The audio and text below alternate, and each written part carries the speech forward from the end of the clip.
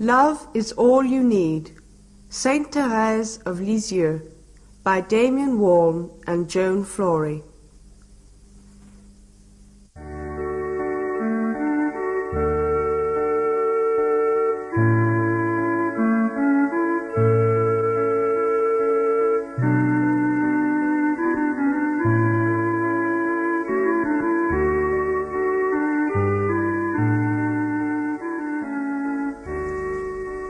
It's finished.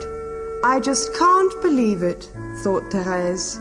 I seem to have been writing forever.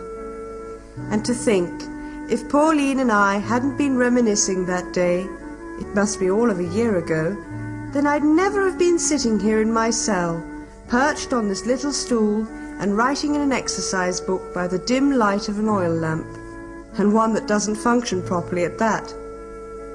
I still can't think why my sister wanted me to write about my childhood. But Pauline, Mother Agnes of Jesus, was the prioress of Carmel at the time, and despite my protestations, she was quite firm. Sister Thérèse of the Child Jesus, I command you to write down everything you can remember about your childhood. And so, much against my will, I have done just that.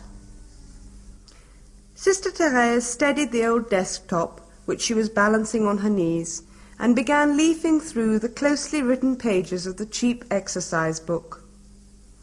It was now January the 20th, 1896, and it had taken her almost exactly a year to complete. Quite a task, considering that the only time she could give her attention to writing was after compline each evening. Turning over the pages, Sister Thérèse smiled to herself. I always wanted to be a nun, right back as far as I can remember, and I've never felt any differently. Such an early aspiration to the cloister isn't so surprising with parents as devout as hers. Louis Martin, Thérèse's father, left home to become a monk when he was quite young, and would possibly have been one had he made the requisite studies.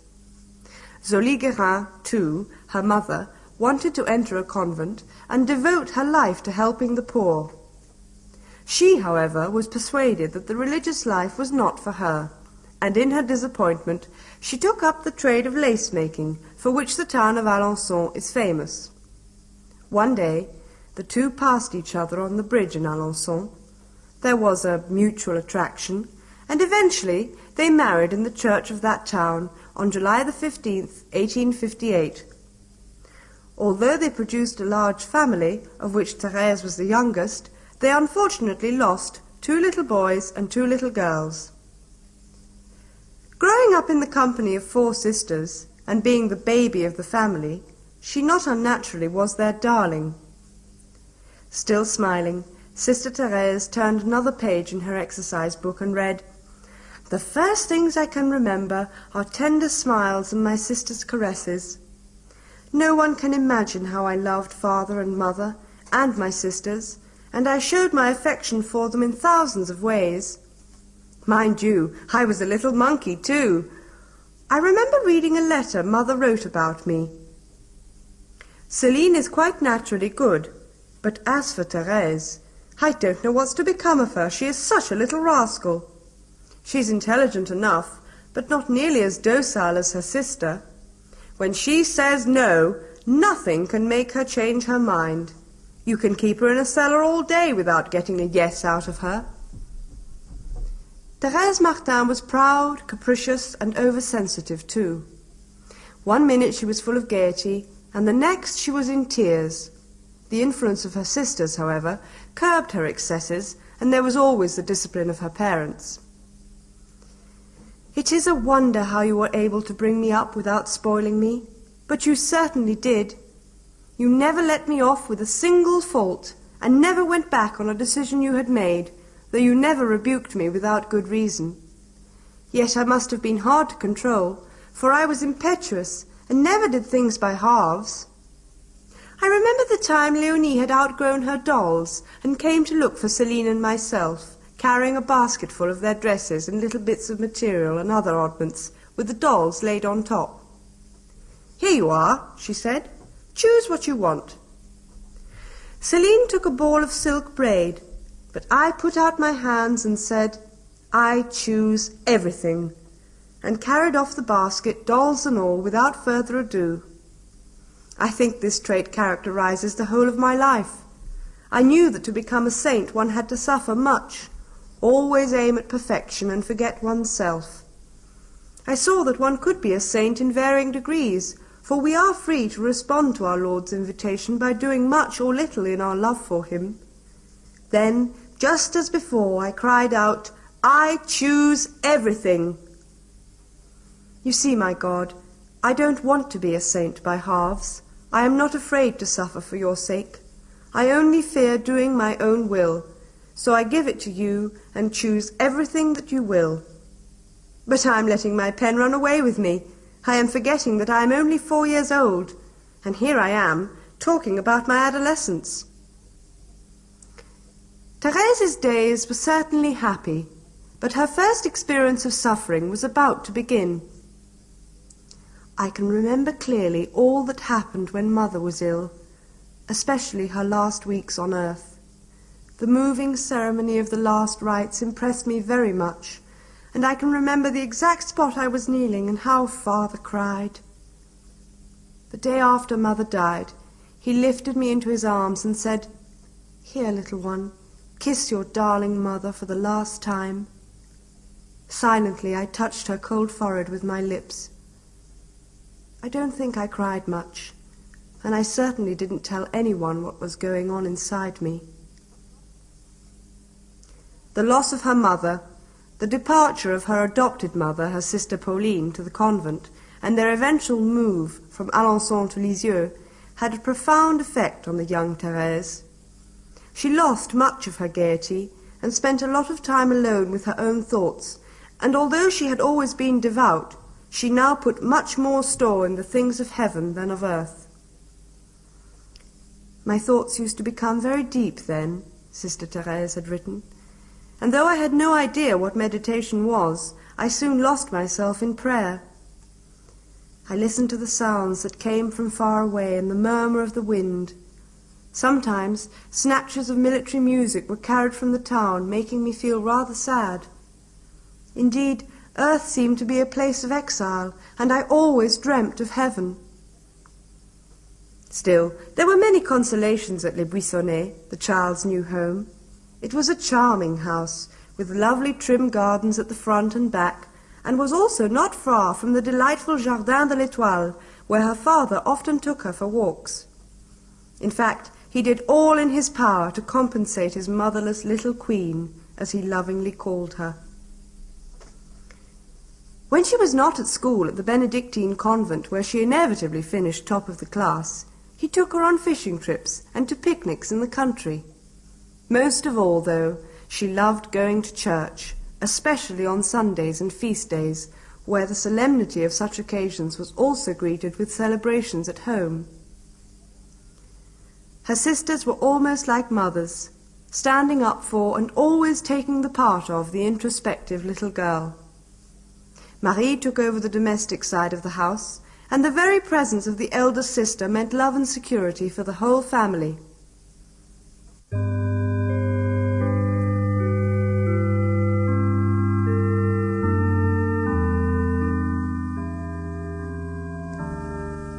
You can imagine the effect on me, Thérèse had written, when Marie made known her intention of following Pauline to Carmel. How can I describe what went on in my heart? In a moment I saw what life is really like, full of suffering and continual separations, and I burst into tears.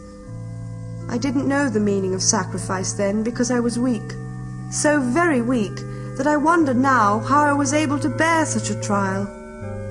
Eventually, it was so unbearable that I became really ill. I don't know how to describe that strange illness. I said things I did not think, and did things as if I were forced to do them in spite of myself. I seemed delirious nearly all of the time, but I am sure I never lost my reason for a moment. Sometimes I was in a coma for hours on end, unable to move at all, though all through it I was able to hear distinctly what anyone near me was saying, even in a whisper. I can remember it to this day. I became frightened of everything. My bed seemed to be surrounded by frightful precipices, and even nails in the wall frightened me because they looked like great charred fingers.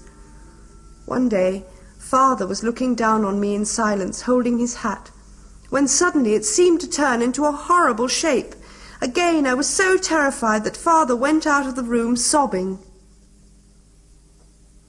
The dejected father was convinced his daughter was dying, so much so that he had a novena of masses said for her whilst keeping prayerful vigil by her bedside.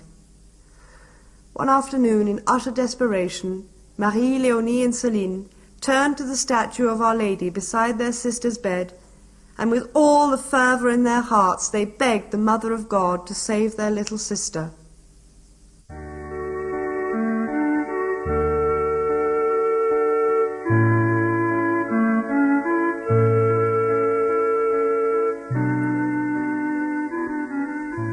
Thérèse had written, "I too turned to my Heavenly Mother, asking her to take pity on me."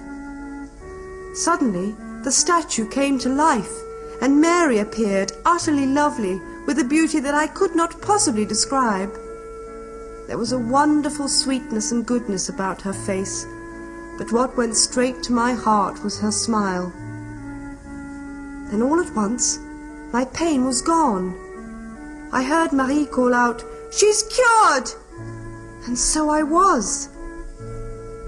Soon after my cure, I realized what a great grace I had been given, and at the same time I was given the grace to realize that the only glory that matters is the glory that lasts forever, and that one doesn't have to perform shining deeds to win it, but only to hide one's acts of virtue from others. I was sure I was born to be great, and I began to wonder how I should set about winning my glory. Then I knew that my glory lay in becoming a saint. Recovered and well, Thérèse now had a new purpose in life, but this determination to be holy was met by an attack of scruples. What martyrdom!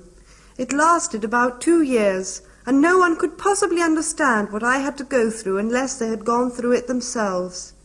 Every single thought, and even my most commonplace actions, became a source of worry and anxiety. The girl made herself ill unnecessarily, and the headaches from which she had suffered returned. What made matters worse as she entered her 13th year was that Marie, who had been talking about entering Carmel, now did so. The absence of her eldest sister caused her great distress, but little by little Thérèse began to regain her strong will, and with it came the equal determination to become a saint. Her one consolation was to turn to Jesus, who would never, ever leave her. Her increased attention to prayer had the immediate effect of ridding her of her scruples, although it had not cured her of her childlike propensity to tears and her extreme sensitivity. It took a rebuke from her father to do that. When I got home from midnight mass on Christmas Day, I knew that I should find my shoes standing in the fireplace filled with presents, as I had always done since I was little. Father used to love to see how happy I was and hear my cries of delight as I took each little surprise packet from my magic shoes, and his pleasure made me happier still. But this year Father was cross, and from upstairs I overheard him saying, "Thérèse ought to have outgrown all this sort of thing, and I hope this will be the last time." This cut me to the quick, and Céline, knowing how sensitive I was, whispered to me, "Don't go down yet. You'll only go and cry if you open your presents in front of Father." But here was a new Thérèse. I was completely changed. I held back my tears, and then, trying to stop my heart beating so fast, I ran downstairs, picked up my shoes, and unwrapped my presents joyfully. Father didn't look cross any more, and he entered into the fun of it. As regards Céline, well, she thought she must have been dreaming, but this was no dream, for I had got back the strength of mind I had lost at 4½ Thérèse was really happy again, and she desired nothing more but to love God and serve Him alone. One Sunday, when she was at Mass, a little picture she had of the crucifixion slipped out of her prayer book.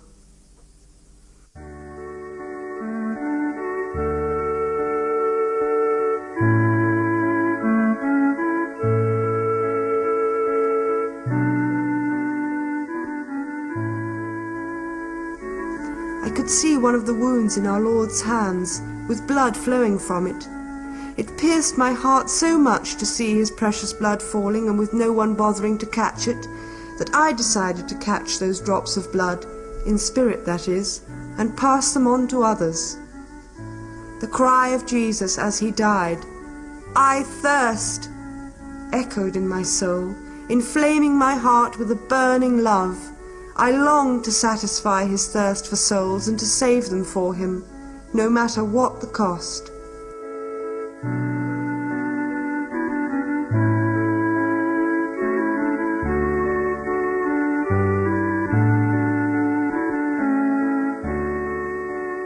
At this time, there was a notorious criminal by the name of Pranzini, who was condemned to death for committing several murders. He remained unrepentant. Thérèse wanted above anything else to save him, and she prayed unceasingly to this end, hoping too that his conversion would be a sign from God that she was to spend her life saving sinners. Imagine her delight when she read in the paper the next day that on the scaffold Pranzini had seized the crucifix the priest held out to him and kissed it with great feeling. Pranzini was Thérèse's first convert, and buoyed up with that success, she wanted nothing more out of life now than to save people like him. And this, she knew, could best be done by giving herself completely to God. Only one place could satisfy her now. I had no guide, no light, save that which burned within my heart, and yet this light did guide my way, most surely than the noonday sun, unto the place where waited one who knew me well, and that place was Carmel. At first, her family couldn't countenance such a decision in one so young, but the girl's sincerity soon won their hearts. The hardest part, however, was yet to come, how to break the news to her father, a widower who had already given 2 daughters to Carmel. Not only that, the man was far from well. Nevertheless, her mind was made up. I approached father, Thérèse had written. He was sitting in the garden, and I walked slowly up and sat down beside him. "What is it, little queen? Tell me." Through my tears, I told him about Carmel and my longing to enter, and then he too began to weep, but he never said a word against me not going. Father dried his eyes and stood up. Then he picked a little flower, explaining how carefully God had brought it to blossom and preserved it until that day. So striking was the resemblance of that little flower to Thérèse, that it seemed I was listening to the story of my own life.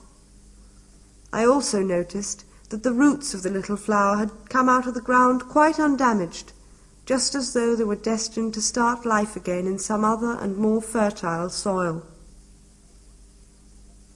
Once the family had accepted the idea, it was necessary to consult the appropriate ecclesiastical authorities. Canon de la Truette, the spiritual director of Carmel, considered a 14-year-old far too young to take such a weighty decision, and refused outright. Mother Prioress backed him up. When the bishop was consulted, he, in saying no, also reminded her that it was her duty to remain with her father. But Thérèse still had one string to her bow. Monsieur Martin had arranged to take both she and Céline on holiday to Italy, which included a visit to Rome. The young aspirant believed that she only had to speak to the Pope, and that would do the trick. Thérèse went off with high hopes, and indeed the pilgrims from the diocese did have an audience with the Pope.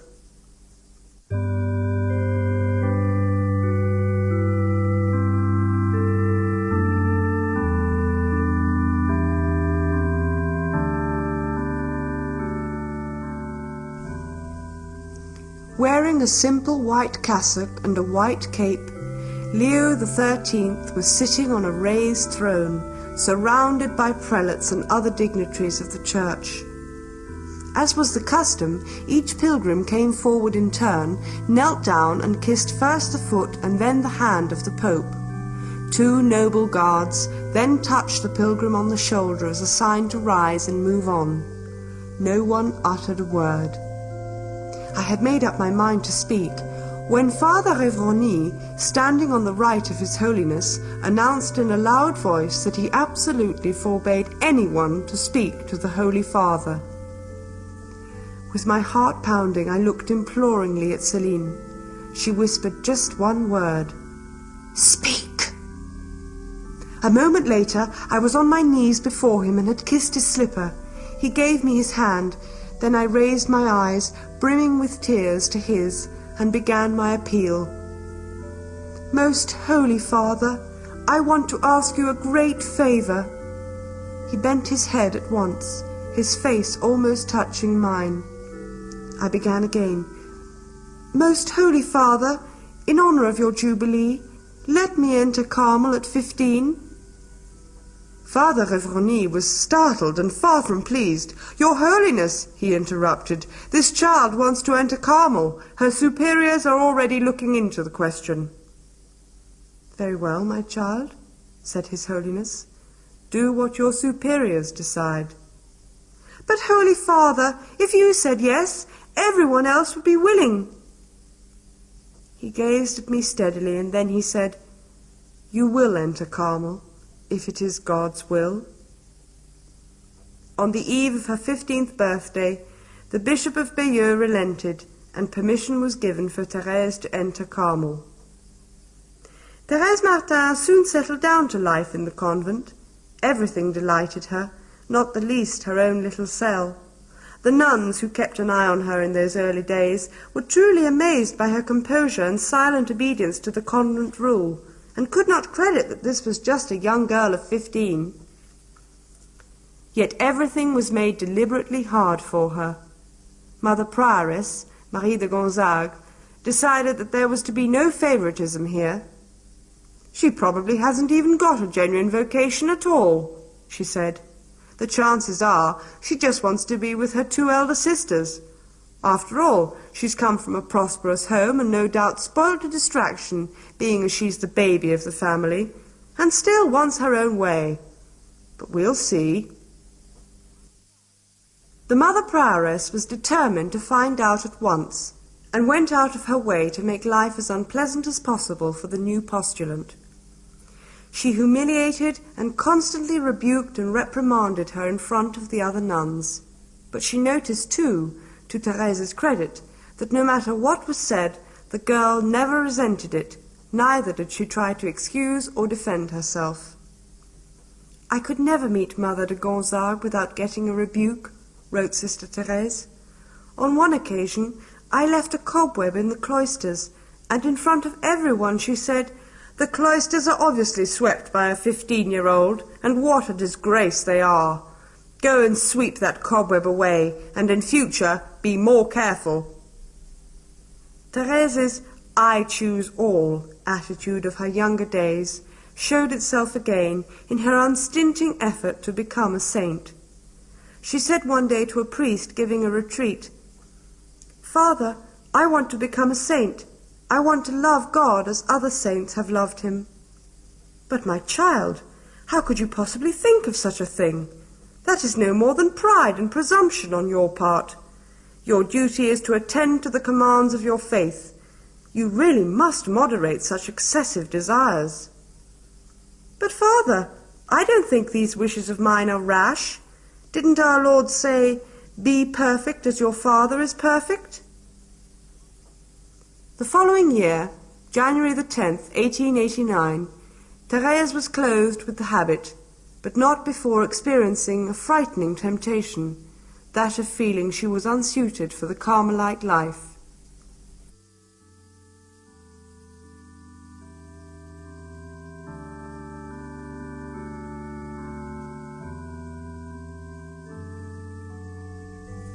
After the public ceremony, she re-entered the convent and exchanged her magnificent white velvet gown, which was trimmed with swansdown and point d'Alençon lace, which her father had wished his little queen to wear, for the rough homespun fabric of the Carmelite habit. Her beautiful fair ringlets were cut off, and she took the white veil of a novice. That same evening, Sister Therese of the Child Jesus gave a fellow novice a little picture. On the back was written, "Ask Jesus that I may become a great saint."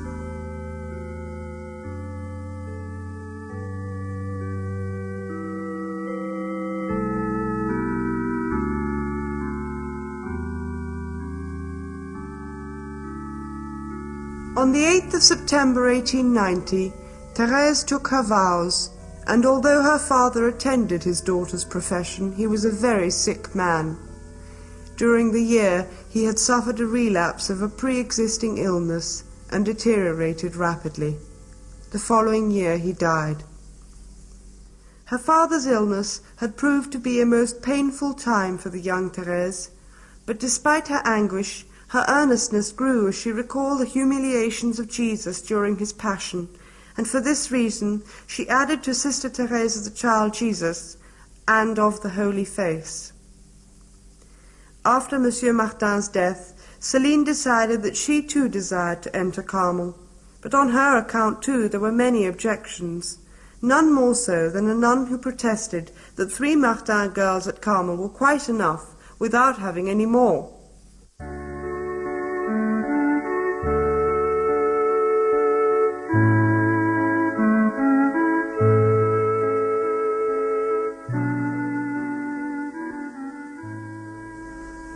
In her exercise book, Thérèse had written, "You know, my Jesus, how much I have desired that Father's trials should count as his purgatory, and that he is now with you in heaven. I long to know that he is there. I do not ask you to tell me yourself. I only ask for a sign. You know the attitude of one of the nuns to Céline's entry. I will take it that my Father has gone straight to heaven if she no longer raises any objections." Oh, how infinite God's love really is, how caring!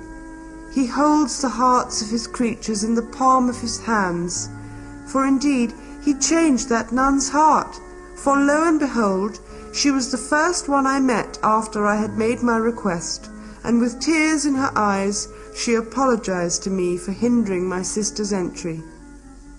My one desire now, Jesus my Lord, my love, is to love you, even to folly. Sister Therese of the Child Jesus and Holy Face dipped her pen into the inkwell and wrote to her sister Pauline, Mother Agnes of Jesus, "And so, my darling mother, this is the end of the story of Thérèse. Deep in your heart you know her better than she knows herself. You know what Jesus has done for her, and so will pardon me for having cut short the story of her religious life. The story of the little flower. How will it end? Perhaps the little flower will be gathered while still fresh, or be transplanted to some other shore. Who knows? Only God knows that."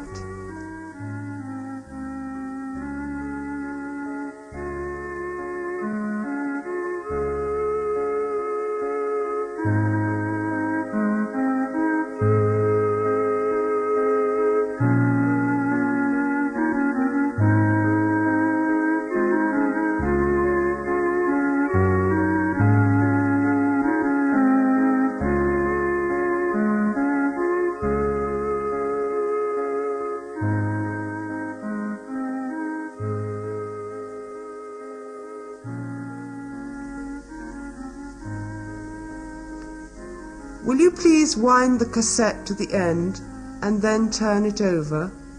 The story of Sister Therese continues on side 2.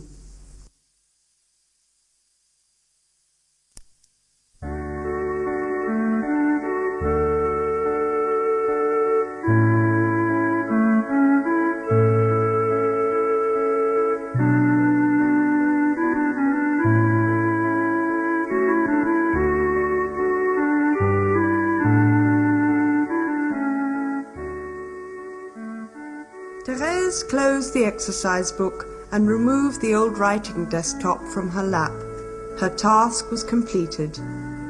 The next day, Mother Agnes, Pauline's name by profession, received the manuscript, but because of her manifold duties, she put it to one side, and it was not until the end of her term of office that she looked at it, and that was well over a year later.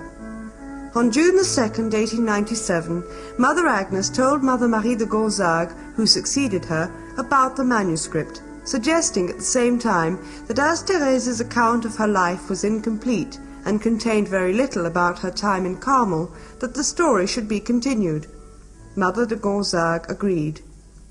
This time, Sister Thérèse was provided with a good quality exercise book and a new pen. Opening the book, the young sister smoothed the cover flat and once again began writing. Dear Reverend Mother, you have asked me to take up my pen again, and I am not going to argue about it, but simply do as I am told. I do not seek to know what use this manuscript can possibly be, and I have no hesitation at all in saying, Mother, that I should not in the least be offended if you burnt it before my eyes without even reading it. Well, as you know, I have always wanted to be a saint. But at the same time, when I think of the saints, I know perfectly well that I am no more like them than a grain of sand trodden underfoot by passers-by. Yet instead of getting discouraged, I say to myself, God would never inspire these desires if he thought they could not be realized. So in spite of my littleness, I know there must be a way, a direct route to heaven.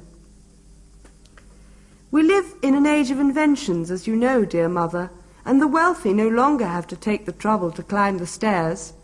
Instead, they take the lift.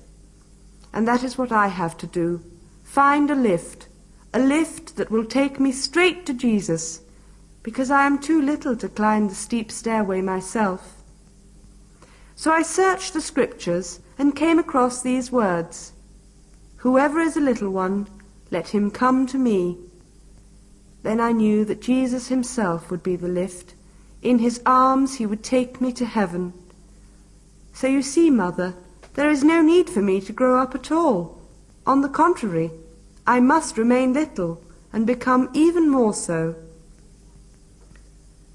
This passage from the Scriptures, combined with, unless you become as little children you will not enter the kingdom of God, were the ones from which she learned her little way.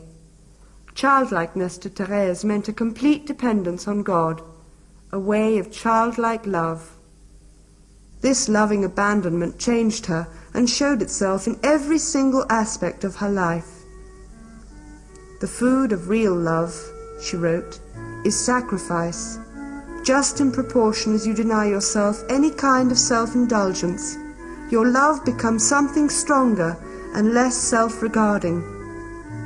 What I did try to do was to thwart my self-will, which always seemed determined to get its own way, to repress the rejoinder which sometimes came to my lips, to do little acts of kindness without attaching any importance to them, to miss no single opportunity of making some small sacrifice, here by a smiling look, there by a kindly word, always doing the tiniest things right, and doing it for love.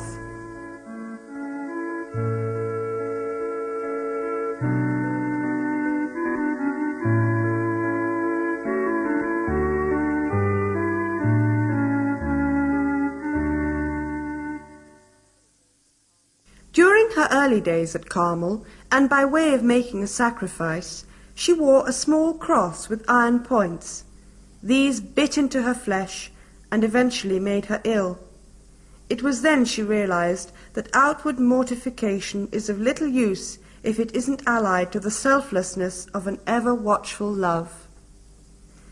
Being of an affectionate nature, what proved to be one of her greatest problems, and caused her to struggle constantly, was the close proximity of her two loving sisters, Pauline and Marie, and to someone who suggested that their presence in the convent was a great consolation to her, she replied, "Oh no, it wasn't to live with my sisters that I entered Carmel." And in fact, she even went to the point of depriving herself of their company, even during recreation. I was asked by someone, she wrote, how I could react if one of my sisters was suddenly taken ill. Would I have gone straight to the infirmary? No, I replied. I would have gone to recreation without making inquiries, but I would have done this in such a way that no one would have known the sacrifice I was making. Later, she was made responsible for the novices, and although she would have far rather be reprimanded than reprimand, she nevertheless discharged her duties with prudence, wisdom, and firmness. On the physical plane, she ate everything set before her, even the food she found most distasteful, but far worse than this was the cold.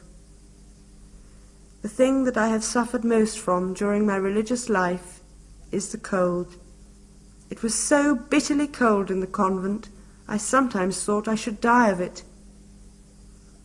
When she became ill, and she was already ill when she wrote the manuscript for Mother de Gonzague, she never used feeling poorly as an excuse to be dispensed from her duties. At one time, during community exercise, she was so exhausted that she sat down, but at a sign from one of the other nuns, she rose to her feet and remained standing until the end. On another occasion, the infirmarian thought a walk in the garden would do the invalid good. Thérèse knew better. Even so, she did as she was told. The little sister offered 101 acts of self-denial every day in her endeavour to please God, and none of them were easy. But by far the hardest and greatest test of her love was her darkness of soul, as she called it. Those times of depression when all she longed for was a little encouragement as she travelled the pathways to sainthood.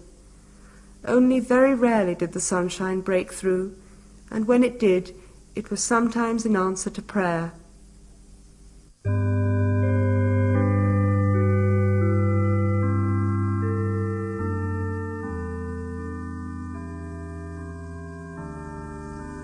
The power of prayer, she wrote, is certainly wonderful. One might liken it to a queen who has always free access to the king and can obtain everything she asks for. It isn't necessary to read beautiful prayers from a book, prayers composed for our particular need before God will hear us. If this were the case, what a poor state I'd be in. Saying the office is a great joy to me, but apart from this, I haven't the courage to search in books for wonderful prayers. Besides, there are so many of them, I wouldn't know which ones to choose, and that would give me a headache. So I simply act like a child who can't read, and I tell God quite simply all I want to say, and He always understands. Prayer for me is simply raising my heart, a simple glance towards heaven, an expression of love or gratitude in the midst of trials or of joys. Whenever I am so dry that I can't think of a single good thought or anything to say, then I always say an Our Father or a Hail Mary, very slowly, and these prayers alone cheer me up and nourish me. But perhaps the greatest favour which dispelled all the clouds of darkness from above Thérèse was the gift of understanding charity. Thérèse wrote, "In saying, 'Love one another as I have loved you,' I knew that Jesus would never ask the impossible, so there must be a way to love as He loved. Then it occurred to me that I could indeed love like Jesus, if Jesus did the loving in me, and this I knew He is perfectly willing to do. So whenever I am charitable, Lord, I know that it is You yourself acting through me, and the closer I come to You, the better I shall be able to love. And this applies to the sisters in Carmel. Not that we have any enemies here in Carmel, but we do have to contend with our natural feelings. One sister attracts, while another, one would go out of one's way to avoid meeting her. When I was still a novice, I can remember that at 5 to 6 each evening, someone had to leave meditation to take Sister St. Peter along to the refectory, because she was an invalid. It cost me a lot to offer my services, because I knew how difficult she was to please, almost impossible. But it was a wonderful chance for me. So very humbly, I got up to help her. First her stool had to be moved, and it must be carried just so, and not too quickly. I had to go behind her and support her by her girdle. I tried to do this as gently as I could, but if she thought she was going to stumble, then I got the blame. "You're going too fast! My goodness, I will hurt myself!" So I went more slowly, and then it was, "Why don't you keep up with me? Where's your hand? You are letting me go and I shall fall over. How right I was when I said you were too young to look after me." At last we arrived at the refectory, but that wasn't the end of it. She had to be manoeuvred very skillfully into her seat so as not to knock herself. Then her sleeves rolled back just so. After this I could go. But it wasn't long before I noticed that she couldn't cut her bread very easily, so I used to do that for her too. Doing this without being asked won her heart completely, though I learnt later that it was my smile which touched her most. But dear Mother Gonzague, my good acts are not always accompanied by such a smile. Neither have I found the practice of charity always so easy. For a long time I had to kneel during meditation near a sister who could not stop fidgeting. If not with her rosary, it was with goodness knows what else. Maybe no one else heard it, but I have such a sensitive ear. I wanted to turn round and glare at the culprit to make her stop fidgeting, but deep down in my heart I knew that the best thing to do was to put up with it patiently for the love of God first, but also so as not to hurt her feelings. So I kept quiet, bathed in perspiration often enough, while my prayer was nothing more than the prayer of suffering. In the end, I tried to find some way of bearing it peacefully and joyfully. I even tried to like this awful little noise by listening to it keenly as if it were some magnificent concert, and spent the rest of the time offering it to Jesus. Another time, when we were washing handkerchiefs in the laundry, a sister opposite me kept on splashing me with dirty water. I was tempted to step back and wipe my face, just to show her that I would be obliged if she'd be a bit more careful. But I didn't. Why should I refuse such treasures so generously offered? So I tried hard to enjoy being splashed with dirty water, and by the end of half an hour I had acquired a real taste for this novel form of aspersion. So you see, Mother, what a very little soul I am. I can only offer to God very little things, but these sacrifices bring great peace of soul, though I often let these chances slip by. It is to Therese's merit that love clearly does not mean tremendous actions, but can be practiced in the ordinary business of daily living, just as small acts of self-denial can be as meritorious as large ones. Yet in her heart of hearts she still wished to do more. To love you, Jesus, and to be a Carmelite. Surely this should satisfy me. Yet I feel the call for more vocations still. I want to be a warrior, a priest, an apostle, a doctor of the church, a martyr. There is no heroic deed I do not wish to perform. But I knew I could not be all of those things. Then it came to me that without love, apostles could no longer spread the gospel, and martyrs would refuse to shed their blood. Love is everything. All vocations are summed up in love, and that love embraces every time and place, because it is eternal. Then I cried out, "Jesus, my love, I have found my vocation. It is love. Yes, there in the heart of the church, I will be love." On Trinity Sunday, June the 9th, 1895, Sister Therese of the Child Jesus and the Holy Face made a total offering of herself to God. A few days later in chapel, she had a rare ecstasy. For the briefest of seconds, God showed her his heart aflame with love. It was the first indication that he had accepted her offering. She wrote, "In the early hours of Good Friday, Jesus gave me cause to hope that I should soon be joining him. I had retired to my cell, and hardly had I put my head on my pillow when I felt a burning stream rise to my lips. As I had already put out my lamp, I restrained my curiosity and slept peacefully until morning. The rising bell went at 5 o'clock, and I went over to the window at once and found my handkerchief soaked in blood. I was filled with hope, convinced that our Lord on Good Friday, the anniversary of his death, had let me hear his first call to heaven. Thérèse managed to hide her illness from everyone except the Mother Prioress for a time. Even her two beloved sisters, Marie and Pauline, did not know until further hemorrhages and a persistent cough revealed the fact that she was very ill. During the summer months, the invalid picked up sufficiently to be allowed to sit out in the gardens, where she continued to write. But the winter brought another setback as the cold and damp settled in. Sister Thérèse became breathless, feverish, and could now barely walk, while in her cell where she sat to try and complete her manuscript, she had great difficulty in holding the pen. One day, when she was in great pain, having been cauterized, the nun looking after her said, "This surely must be the first time in your life you've had to suffer." Thérèse pointed to a glass of medicine, whose colour hardly betrayed its bitterness. "You would think that glass held a delicious potion, wouldn't you? But I can assure you that it's very bitter.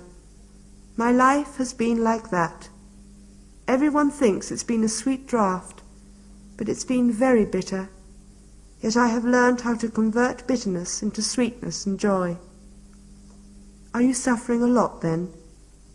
"Yes, but it's what I have so much desired."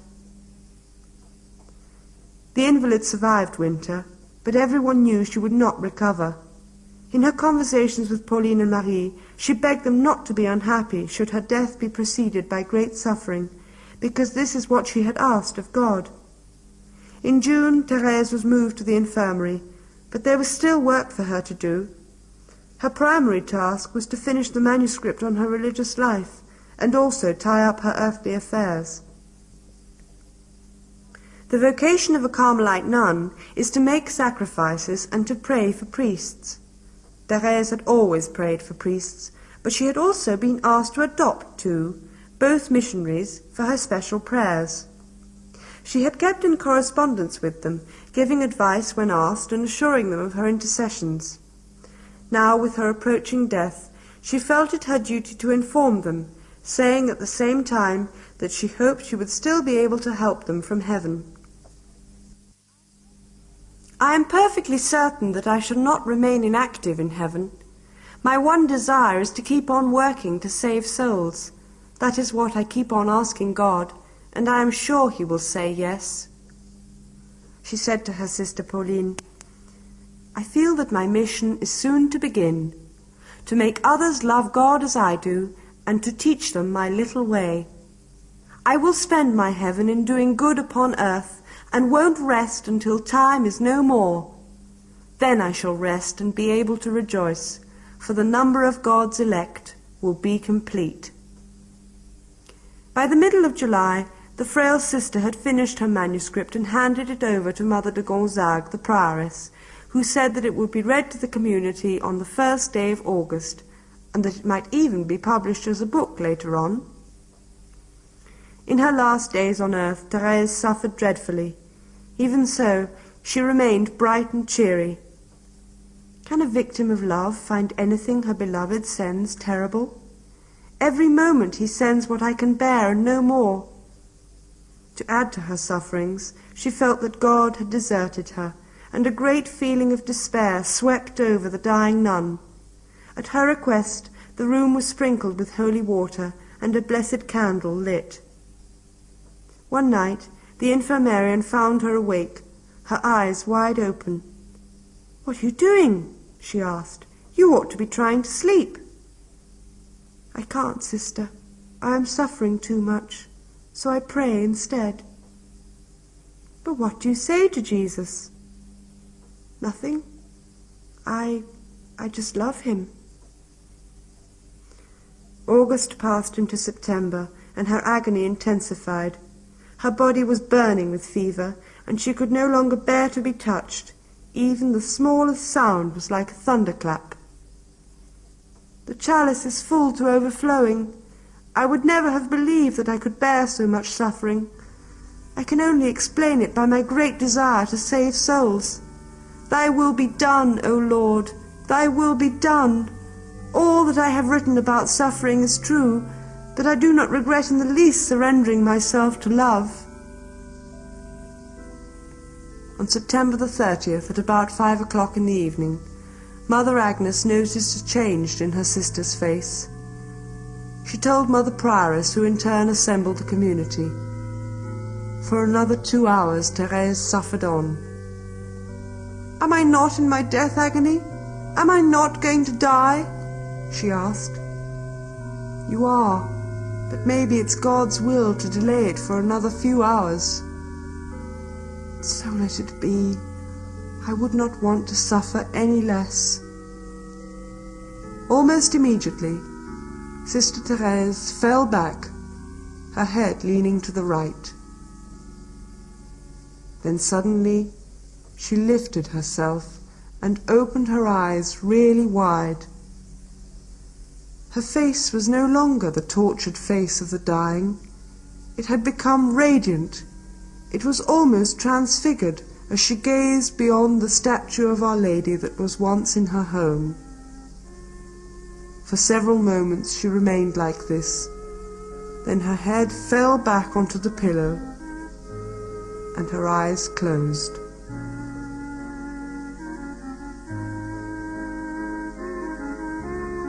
Her last words had been, "Oh, how I love him! My God, I love you!"